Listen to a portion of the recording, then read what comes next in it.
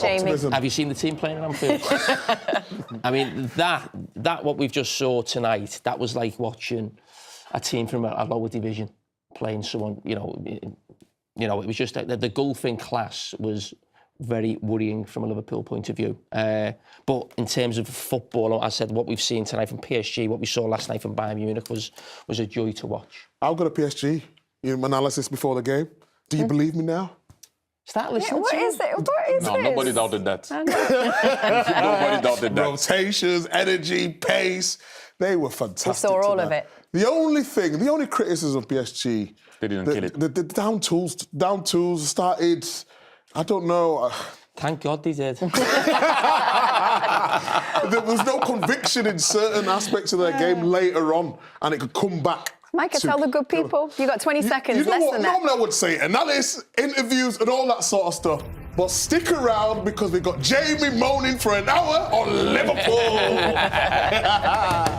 We'll be back in just a second, everybody. See you on the other side.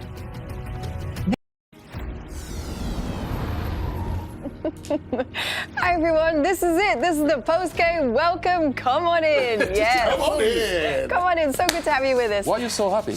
Because Liverpool got beat. No, I'm No, not it happy. is. You wanted Liverpool to get battered. You said all. No. I just wanted to see how Liverpool performed tonight, and I wanted to see how you would react. That's all it was. And how did they react? And I've seen some fantastic football. That's all I could ask for. Yeah? And the reaction? I want to hear your answer. Well, hopefully, because that camera's been on you all night. Oh. Hopefully. No. Kylie, please, I'm going to need that later on. Nope. It's a relatively cool. Relatively To be fair. cool. Relatively cool. Relatively. Compared to the usual. Well, there was a lot of F-bombs. There was a, I do, yeah. Yeah, but We need that bleep. just comes with him. That the F thing. The F-bombs, the bottles, the Gouge in the eyes. So, two quarterfinals that we've just seen come to completion. Barcelona losing at home 2-0 against Atletico. PSG winning at home in Paris against Jamie's Liverpool. We're going to talk about both of these. I think coming into that Barca-Atleti game, we kind of didn't really know what to expect. But one of the things that we did know, Terry, was that Barcelona had been so good at home lately Yes. and Atleti had been poor away. Exactly, and as we all. Rashford did okay as well, Thierry, you were saying? Rashford also was good at the very beginning when they were still. flow comes right away. Did anybody have any issue with that, with the red card? None. No, it was a red card. Whatsoever, none. You know what? Just on that, Thierry, I know it wasn't as obvious as the ones that you pointed out, but that was still a high line. I don't understand. You're losing. Get the men behind the ball. Take a 1-0, and you know who knows what's going to happen. But the We'll positions talk about of the it later. defenders. Later. Okay. When's it going to happen? You should know. You usually tell us what's No, happening. I don't know. The Matt knows then. There was a kind of an unusual I decide incident. that. Don't worry. Oh, sorry, excuse us. There was kind of an unusual incident that I want to look at with you, Actually, Thierry, not as so unusual when you think about it, because... No, I'm not having a go at Kate. I'm just saying because it happened before. That's a penalty. We've seen that before with Arsenal.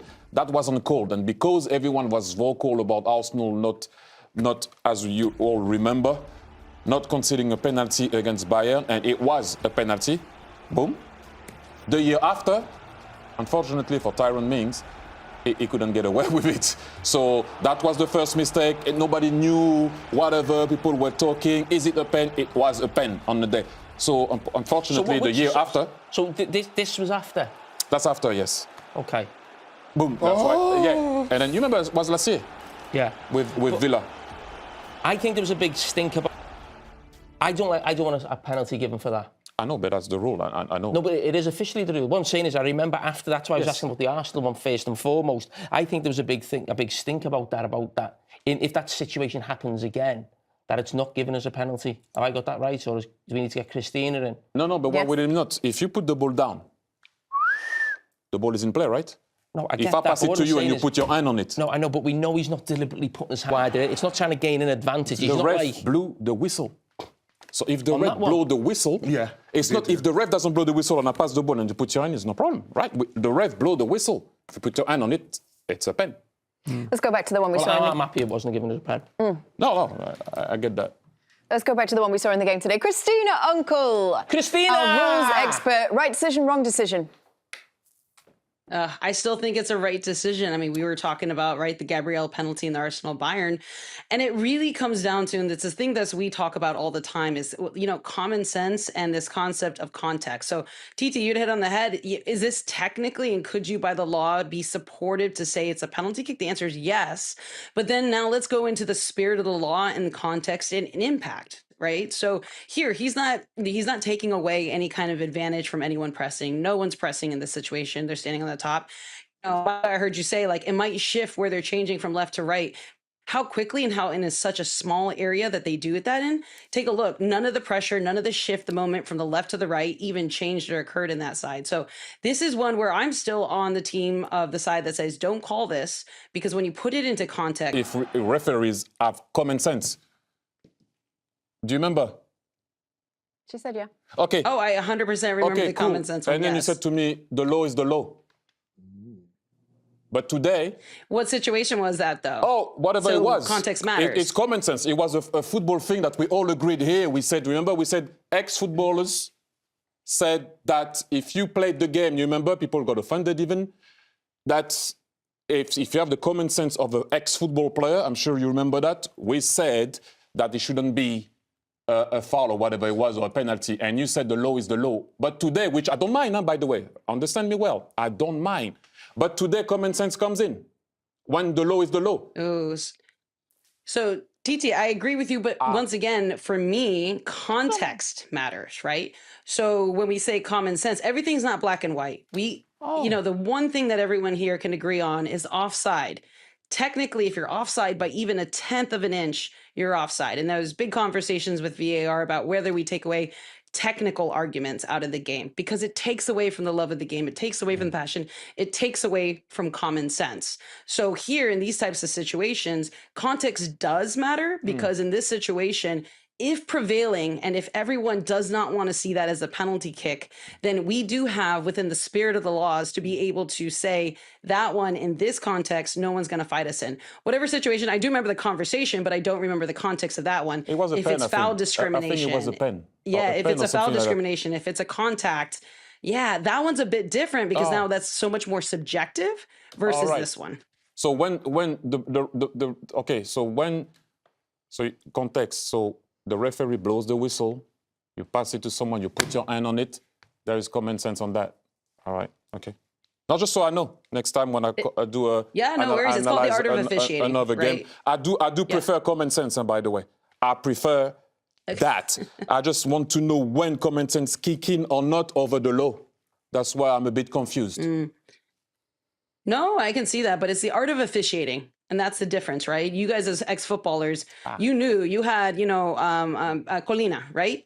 And you all loved Colina, because guess what? He didn't referee black and white. He didn't referee like a robot. He refereed with feeling, with common sense, with personality.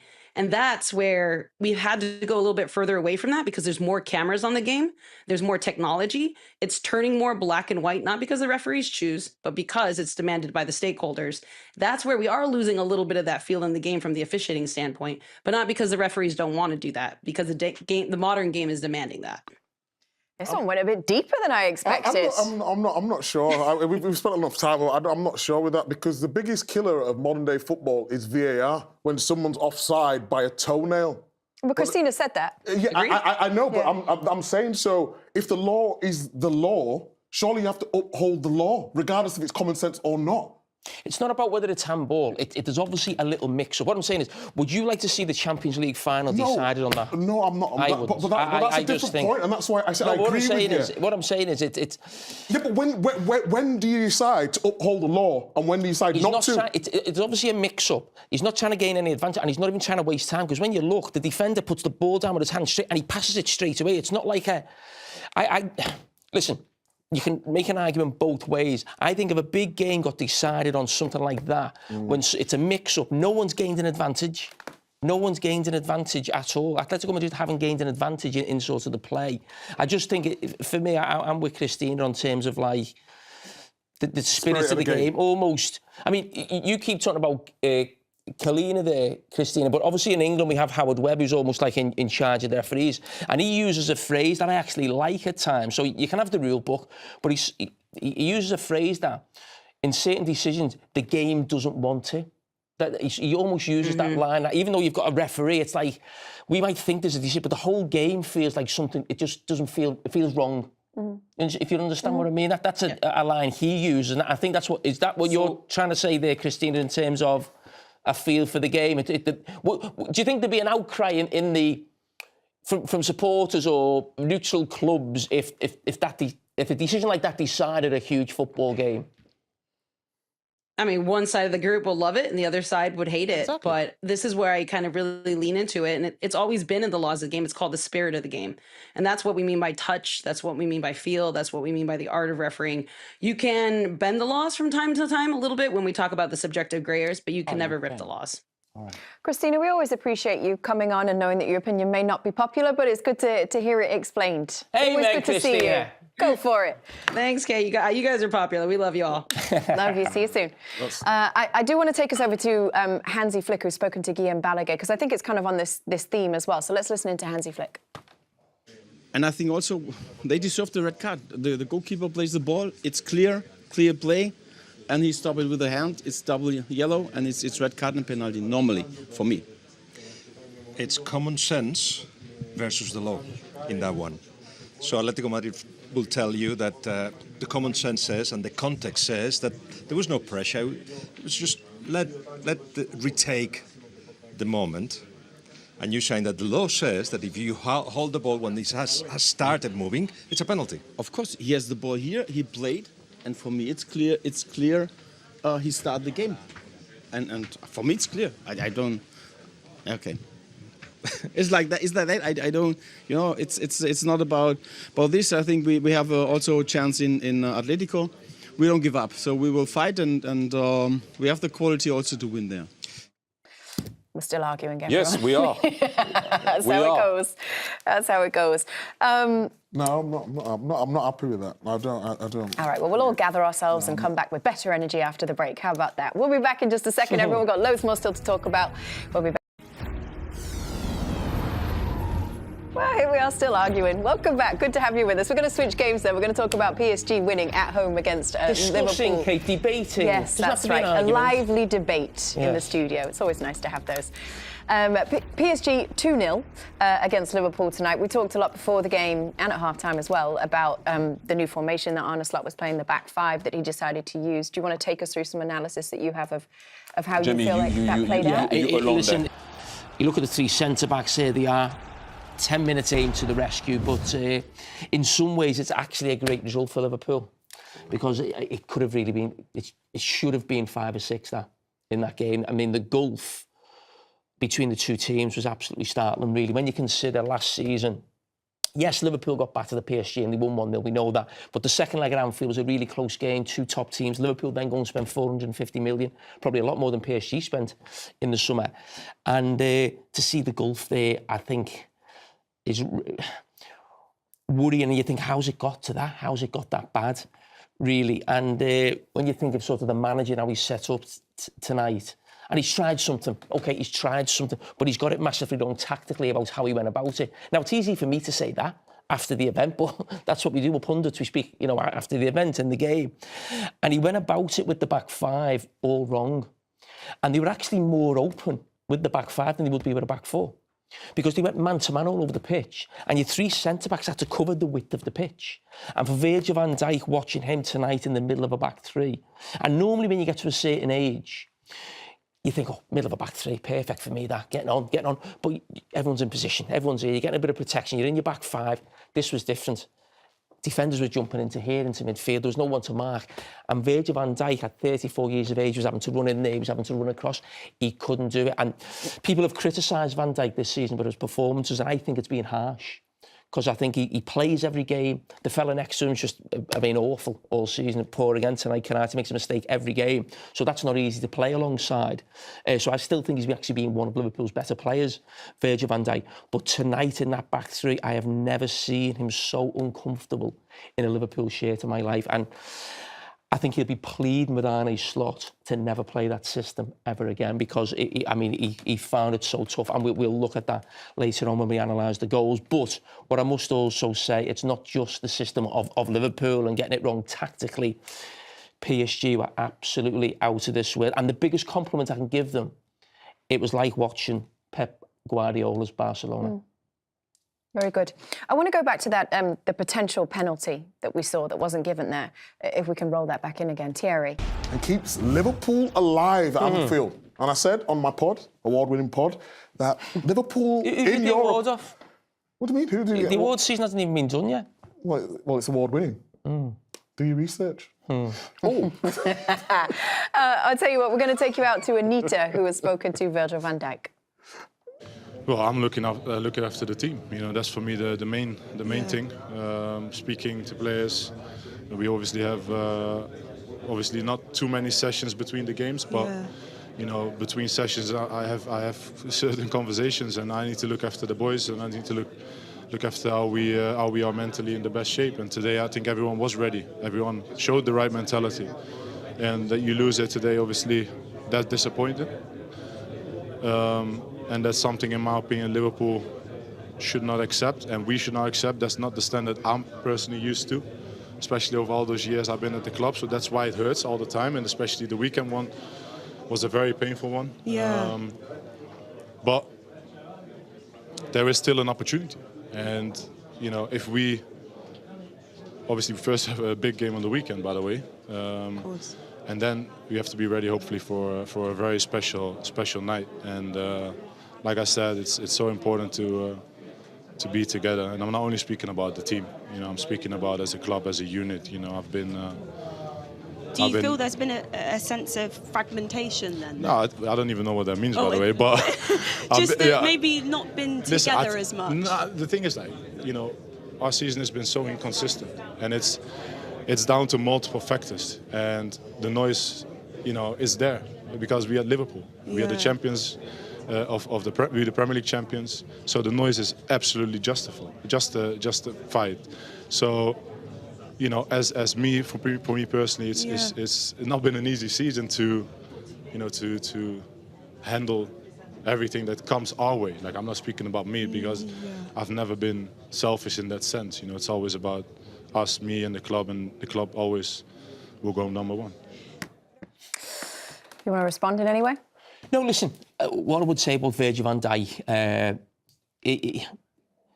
he's always been a true leader on the pitch, and he is a true leader for me off the pitch. He gets questioned a little bit when Liverpool aren't doing well by supporters about, is he, you know, leadership on the pitch? But that always happens when a team's not winning. You're always pointing fingers. For me, he's been a fantastic captain, a fantastic player for Liverpool, and he always comes out and speaks, and I respect that, because not everybody does right now. But I said at the start of the season, and nothing's changed in that, what you're seeing here with Liverpool, and there's lots of different things that are wrong, but you're watching three all-time greats. In the goalkeeper, Alisson, he's always had injuries, but he's getting them more now. He's not the same goalkeeper. Virgil van Dijk, as we know, he's not quite the same. Who is at 34? Mo Salah's the same. Who is at 33 as an attacking player? I'm never going to criticise them as players. They're legends. They've done so much for the club. And they've carried players. And that's not criticising the other players, because that's Thierry at Arsenal. Well, that's Bergkamp. You always have 4 or 5 great players who carry the rest with them. So what you're watching here now is Salah and Virgil van Dijk, who were absolutely out of this world last season, carried Liverpool to the title. They're not the same players, and the others aren't quite good enough to step up. And then you've also got new players who come into the team. And I think they've got away with quite a bit of criticism, actually, the new signings, because we've almost said, OK, the new signings, they're getting up to speed. And in Ekitike was really poor tonight. And I said before the game, and I include Wirtz in this, and Isak as 3 players who've come in. To be a top player for Liverpool as an attacking player, you need to be arrogant on the ball, but humble off the ball. They're not humble off the ball. They don't do enough off the ball. And that's why it's so easy to play against Liverpool right now. What are we laughing at? I'm not laughing. Well, don't laugh. I'm not laughing, man. Oh, we'll see you in that boxing fight. My mum that's the loved big thing with that Liverpool. phrase, by the way. She texted me about that phrase. She liked it. Arrogant on the ball. Yes. I hope so. He said it 15 Humble. times Well, you know. since the beginning of the show. Well, Shout out it's to my the mum. theme. And I was proven right, wasn't I? Yes, you were. I was proven right. Deep breath. So they're the problems, and we'll get to even more of them later on. But listen, we said the same all season. 3 legendary players come to the end of their career, new players coming in and not quite knowing exactly what they need to do to play for Liverpool right now. And I include Isak, who come on there again, Ekitike, and Florian Wirtz, who has got to do an awful lot more. And the best way you could describe Florian Wirtz right now is cost 125 million. Is he's neat and tidy? I wasn't laughing. That was Jimmy Carragher. I'm laughing at the fact he was about to go to a break 5 minutes ago. Do you remember at the beginning of the day, Jamie came in and said, I'm pretty good, really, it's you know. okay, I don't expect a lot. Chill. Wow, the whole thing was about you. Everybody, we'll be back after a break. We'll bring you more. There's more analysis from the handle shutting up later on. Can we go home then?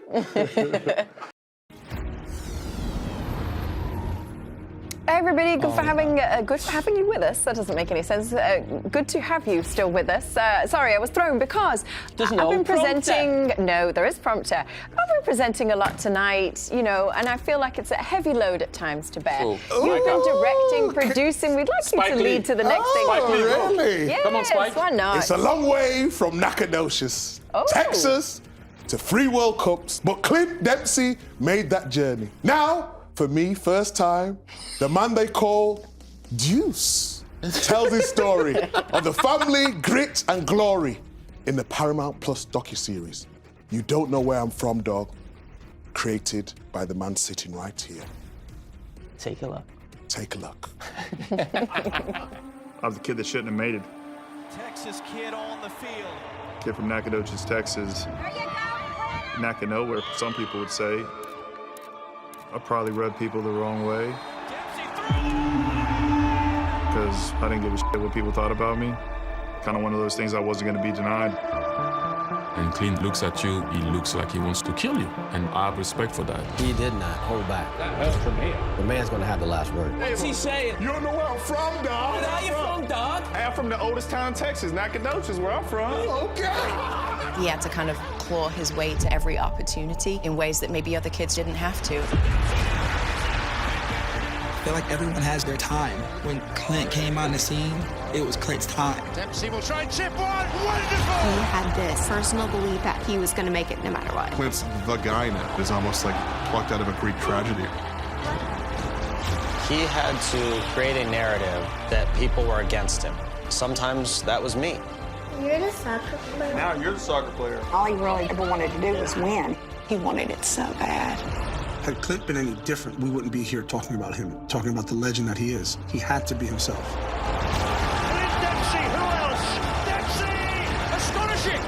My mentality is make those play you. Make them play you. Well, it's coming, everybody. Launches April 14th. That is next Tuesday, by the way, which means that we are going to have a show here. Champions League quarterfinals, second leg. And Clint is going to join us by FaceTime or Zoom or whatever. He's going to call into the show and we'll get to speak to him on the day. Please, can I get next to me, please? You know what? You were so happy when Clint was next to you. You're like a different man. Why are you Do you doing remember this? that, though? It was a great vibe. Dapping him up and all of that man, stuff. a bit more down with the studio. Oh. Well. Oh, yeah. Oh, that was just the big loving, wasn't it? The big loving. How did you do on the prompter, Kate, anyway, by the way? You nailed Nacogdoches, which was very impressive, yeah. Oh, really? Yes. Let's just put a bunch of big words in the prompter and see how Micah does with them. That'd be fun. Let's see how Peter Schmeichel does with them.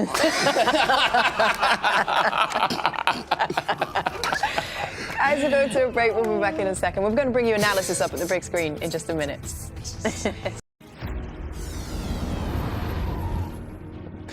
Hello, everybody. Welcome along. So good to have you with us. So we're going to talk about the game between PSG and Liverpool. PSG winning 2-0 today. You're going to take us through the goals and what was going wrong for Liverpool. Yeah, and we mentioned before how we... What are they? Arrogant on the ball, humble off it. Who's that? Hey, you. No, who is that? What do you mean? Do you understand what it means? Yeah. Who is it then? What do you mean? Like we just said, all night. No, is that Liverpool or PSG? PSG. Okay, good. But you've said it 10 times. I know. Come on then. Come on, come on. So the big problem for Liverpool tonight was with the back three. They had to change something. Okay, we respected that before the game from Arne Slot. But Virgil van Dijk really struggled. So you see him actually stepping out. He looked really uncomfortable stepping out into those spaces. So as the ball comes into Vitinha, don't forget he's a central midfield player. Virgil van Dijk out of his comfort zone, which is normally on the back line, flicked round the corner, and Canate, as I said, really poor as he was all night, getting done there. And then you've got Virgil van Dijk running back here. That is not where you see Virgil van Dijk normally when he's in a Liverpool shirt. And a lot of that was to do with this system and how they played with the system. Very aggressive, man-to-man, pushing out.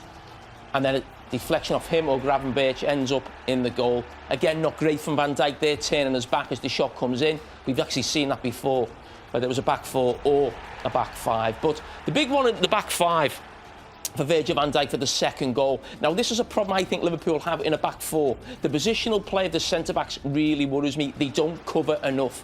So what you've got is Van Dijk, there's your left-sided centre-back Gomez, Van Dijk 21 yards away. He has to come over and fill that space. That's on the left side.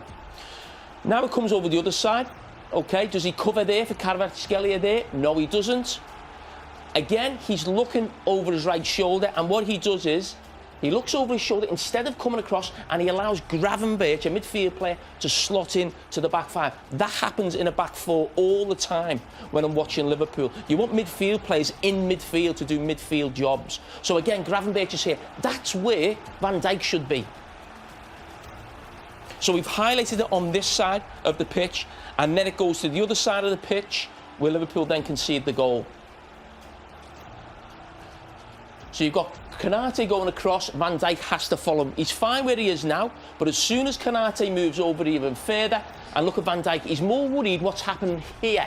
Look, he's looking over his left shoulder here, not this space. As soon as Canate steps in there, he has to come across. That is basic play, whether it's a back three or a back four, it's centre-back play. And again, he doesn't come over, and he should be over 4 or 5 yards. And yes, he gets away from Gravenberch, but listen, Kvaratskhelia is absolutely fantastic, but Virgil van Dijk can come across and meet him and cut out the danger. And as we said earlier on, he found it really tough. I've never seen him like that before in a Liverpool shirt. Yeah, very good analysis. Let's take you out to Paris and get some reaction from Peter and Anita, because we've had kind of extensive talk about Liverpool and the issues that we saw with them on the pitch tonight, but you guys must have just enjoyed watching PSG and what they could do on the pitch today. Yeah, can I just make a point to Jamie? I agree, it wasn't beautiful football from Liverpool, and the system, it looked at times that a lot of players didn't work well in that system, but they were so compact at the back, and I think it stopped PSG from scoring more than 2 goals. So in a way, in a bizarre way, really, it worked, I think. Peter, I absolutely love you to some bits. ways, You're one of the greatest goalkeepers of all time. Liverpool weren't compact tonight, Peter. But I shouldn't do tactics. Oh, Peter, I'd leave it. Honestly, I'd just leave it. Peter, the chances, they were ripped open. They were all over the place. They weren't compact. They were the opposite of that. Yeah. Oh, Peter, please. Do you know what's sitting here? I have to say, Jamie, I mean, I think you're probably a little bit... No, you're emotionally involved in this, so I understand where you are. But sat here at the stadium, it kind of didn't look like that they were struggling too much when PSG had the ball in front of their box. I agree with some of the analysis you just did there. Obviously, the 2 goals, it led to... It came from the system. But I actually think it helped them a little bit that they were that many players at the back, because PSG, by the way, they're hard. I mean, they play some football, by the way. Oh, they're amazing. Fantastic team. Let's talk about PSG. They were amazing, weren't they? Can I come back? Yes, go back. Yeah, they were. You enjoyed it, didn't you? Yes, sorry. I was laughing at Thierry hiding behind the big screen there. What do I have to get involved in anything? In terms of PSG, we... Me neither. But in terms of what we saw today, you actually spoke to someone who didn't feature in the game that people questioned maybe he could have come off the bench, Mohamed Salah. Yeah. Yeah, I mean, obviously he was disappointed, but, you know, Jamie's used the word humble today. I don't think you'll find a player that are more humble than him. You know, I asked him, how do you feel about being on the bench? And he says, well, it's part of football. That's, you know, it's what it's like, you know, and hopefully I'll play the next game. And he wouldn't say a bad thing about anything. Yeah, he's just, honestly, he's an incredible player, we know that, but I think as a human being, he's absolutely fantastic, and he was fully supportive of the team, and he was just hoping that he could play the next game. And then from a PSG perspective, they are in that mode where they are getting better and better. We spoke about Liverpool not registering a single shot on target compared to PSG's 6. When I spoke to Arne Slot, he said that they needed to really lean into that Anfield factor, and he felt that they were in a similar position last season. Do you think that's the case going into this second leg, bar the different scoreline? And I think that, I asked Luis Enrique about, did you score enough goals? And he said, you never score enough goals. And I think that's right. I actually don't think they scored enough goals today, because going to Anfield, a midweek game, night game in the Champions League, it's very, very difficult. The atmosphere there, what the crowd can do to a Liverpool team. We've seen this time and time again. Of course, Jamie can speak even more to that. 2-0 is not a great lead to bring into it. It's a fantastic lead if you can if they can play the same game, control it in the same way, have 70% of the possession. Yes, I think it's a great lead. But an early goal for Liverpool, anything can happen in this tie. Yeah, anything can happen. Cheer up, Jamie. Arsenal fans have been sad for a while, so your turn to be sad on the show. Yeah, I can take it. It all comes around in the end, doesn't it? No problem. Just give Peter a little hug. Hug it out. Go on, Jamie. You're all friends and family here. Oh, lovely. Oh. No problem. Uncle Pete, still friends. Yeah. Nice to see you guys. I do Thank this. you so much. Oh, yeah. No, we're doing that. We're doing that. I thought thank you guys, bye-bye. Is that the tension you were talking about yesterday? Yeah, I thought the bottle was going to come out in a second there. It was hot in here. Okay, we're going to go to your analysis. What analysis have you put together for us? The eye line of Barcelona. Right. And I want to go back. How many times you said eye line of Barcelona? I want to go back to. I said that 2 years ago, just because I'm ahead of the game, Jamie. Just so you know. If we want to talk about analysis, I think we know already. Now, we go back to tonight. We talk about the eye line, and people do not understand what I mean about the eye line. We'll repeat it again, Jamie, for people that don't understand. When your team is being beaten, and the guy is on the ball, and he can see, hey, let me finish, Jamie. When we talk about Liverpool, we don't cut you. Bring me into it. Hey. I understand about the high line. Don't worry about it. Probably know it more than you've played. Look at this. Now, long run from a very long time. Giuliano Simeone right now find himself in a situation where he opened up once again that eye line, which happened to be the red card and the free kick for Atletico that bring obviously the goal of Alvarez. But this is what I'm saying for a very long time. The cons of Barcelona is that, and it's been well, like I said, exploited by Atletico on that one, which happened at the weekend again also. And doesn't look like it's changing, does it? We are going to go to a break, everybody. We'll be back in just a second. Join us for more. Why don't you? The Champions League quarterfinal action continues next week, but tomorrow it's the turn of the Europa and Conference Leagues. The Europa last 8 features Porto hosting Nottingham Forest, whilst you've got Aston Villa travelling to Bologna. Conference action includes Crystal Palace against Fiorentina and Shakhtar Donetsk against AZ Alkmaar. As always, you can stream every single game live. Coverage begins for you on Paramount Plus and on the Golazo Network at 2 p.m. Eastern. We've got another segment still to come, everyone. We'll be back in just a second. Well, hello. Here we are for a final segment. What a wonderful couple of days it's been together. Kate, can I just apologise? For my behaviour since the end of the game. I've been a bit too downbeat. I'm getting involved in disputes and arguments. I want to leave on a happier note. Okay. Would you believe 20 years ago today, something really special happened in the football world? And 2006. Yes. Any idea what it might be? March, April, even 2006. Micah Richards got his first yellow card in English football. And it was not for a bad tackle. It was for kicking the ball away. Let's watch this. Well, you know Let's what? Watch this behaviour. When he went to kick the ball away, what are you doing? He couldn't even get that right.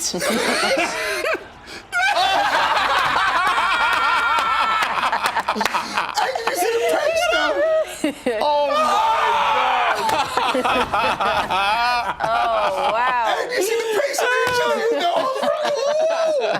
No, why did you jump so high, by the way, when you put... I was scared of getting smashed. Everybody, we have got second legs next week, yes. Tuesday and Analysis, Wednesday. We're what do so you do? excited. We'll see you for the return of the quarterfinals in just a few days. See you then, everyone. And a happy Jamie.